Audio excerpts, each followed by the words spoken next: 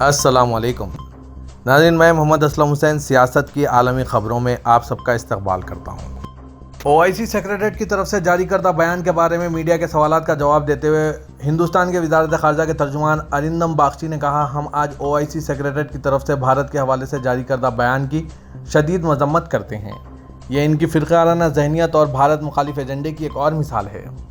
واضح ہے کہ ایک دن قبل مسلم ملکوں کی تنظیم OIC نے رام نومی کے موقع پر ہندوستان کے بعض مقامات پر تشدد پر تشویش کا اظہار کیا تھا۔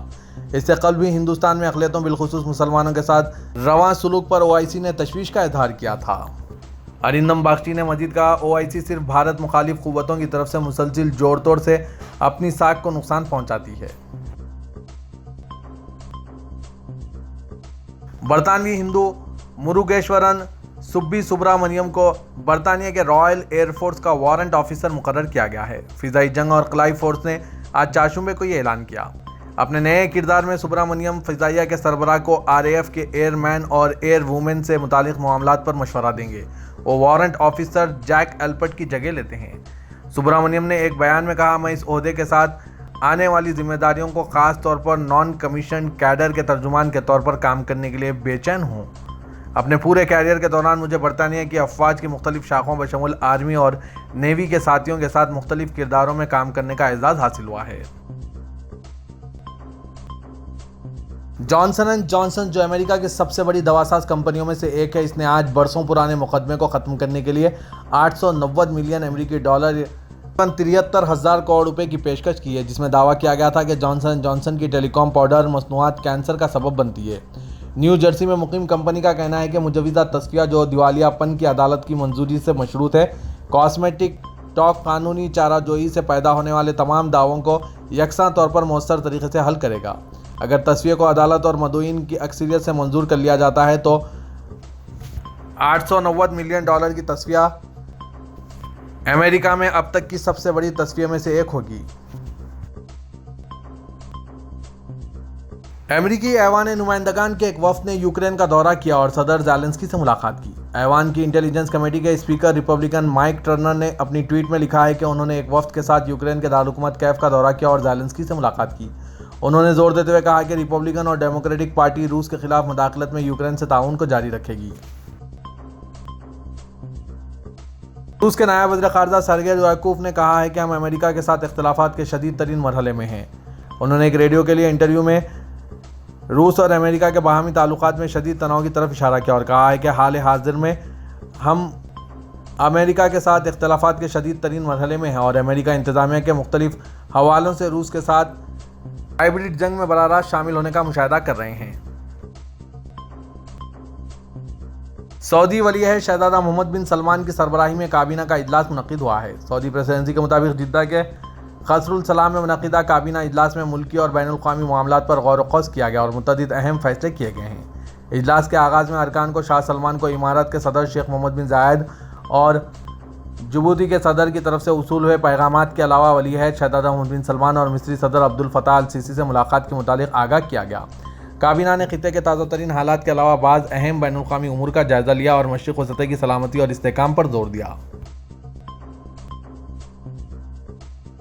سعودی عرب میں تاریخی مساجد کی تعمیر نو، تزئین اور اصلاح و مرمت سے متعلق امیر محمد بن سلمان منصوبے کے دوسرے مرحلے میں نجران کی تاریخی مسجد زبیر بن عوام کو بحال کیا جائے گا۔ سعودی خبر رساں ادارے SPA کے مطابق مسجد زبیر بن العوام کی تجدید غیر روایتی طریقے سے شروع کی گئی تھی۔ اس کی تعمیر نو میں ایسا تعمیراتی سامان اور طرز تعمیر اختیار کیا گیا تھا جس سے اس کی اصل شکل و صورت متاثر ہو گئی۔ امیر محمد بن سلمان منصوبے کے تحت الزبیر بن العوام مسجد کو نجران کے تاریخی طرز کے مطابق اس انداز اور اس تعمیراتی سامان کے ذریعے بنایا جائے گا جو اس کی پہچان تھی۔ سعودی عرب میں موسمیات کے قومی مرکز نے کہا ہے کہ آج سے اتوار تک مملکت کے بیشتر علاقوں میں گرج و چمک کے ساتھ بارش کا امکان ہے۔ سرکاری خبر رساں ادارے SPA کے مطابق باہا، اسیر، جیزان، مکہ مکرمہ اور نجران میں آج چاشمبے کی رات سے گرج چمک کے ساتھ بارش کا امکان ہے۔ گرد آلود تیز ہوائیں چلے گی، سیلابی صورتحال کا بھی خدشہ ہے۔ قومی مرکز کا کہنا ہے کہ حائل، قصیم، ریاض اور مدینہ منورہ کے علاقے جمعرات کی شام سے بارش کی زد میں ہوں گے۔ جمعے سے اتوار تک بارش میں شدت آ جائے گی۔ سعودی عرب میں مکہ کے عجائب گھروں میں 1400 سالوں سے زیادہ نایاب نوادرات موجود ہیں جو اس جگہ کی بھرپور تاریخ کو اجاگر کرتی ہے۔ ٹورسٹ گائیڈ اعتماد غزاوی نے عرب نیوز کو بتایا کہ عجائب گھر علم کا ایک پورٹل تصور کیے جاتے ہیں جہاں وزیٹرز اپنی معلومات حاصل کرتے ہیں کیونکہ وہ مختلف ادوار کے ساتھ مکے کی ثقافت اور تاریخ کو ضم کرتے ہیں۔ انہوں نے کہا کہ سرکاری اور نجی عجائب گھروں کا کردار بہت بڑا ہے۔ بہت سے وزیٹرز ان عجائب گھروں میں خطے کے ورثے کے بارے میں جاننے کے لیے جاتے ہیں۔ مکے کے عجائب گھر نہ صرف مملکت میں بلکہ پوری دنیا کے ممتاز آثار قدیمہ کی عجائب گھروں کا حصہ ہے۔ متحدہ عرب امارات کے فجیرہ کے ولی عہد شیخ محمد بن حمد بن محمد الشرقی نے عوامی بیداری بڑھانے میں میڈیا اداروں کے اہم کردار پر زور دیا، یہ دیکھتے ہوئے کہ میڈیا ابلاغ کے سب سے طاقتور آلات میں سے ایک ہے۔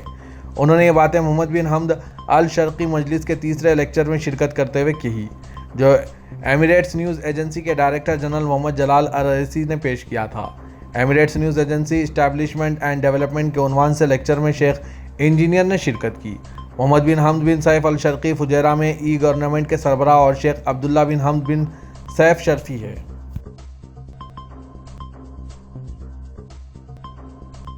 ترکی میں زلزلوں سے متاثرہ علاقوں میں 345 خیمے شہر اور 305 کنٹینر شہر قائم کیے گئے۔ وزارت داخلہ نے مارچ کے لیے زلزلہ زدہ علاقوں کے کاموں کا ڈیٹا شیئر کیا۔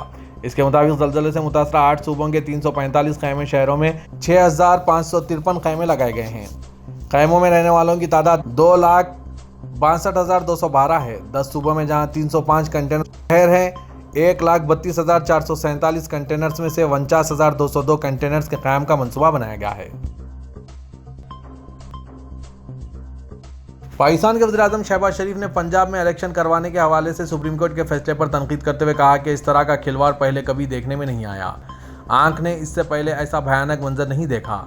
آج چارشنبے کو حکومتی اتحاد کے اجلاس سے خطاب کرتے ہوئے پاکستان کے وزیر اعظم شہباز شریف نے کہا کہ قاضی فائز عیسیٰ کے فیصلے کو پہلے ایک سرکولر کے ذریعے ختم کیا اور پھر 6 رکنی بینچ نے اسے رد کیا۔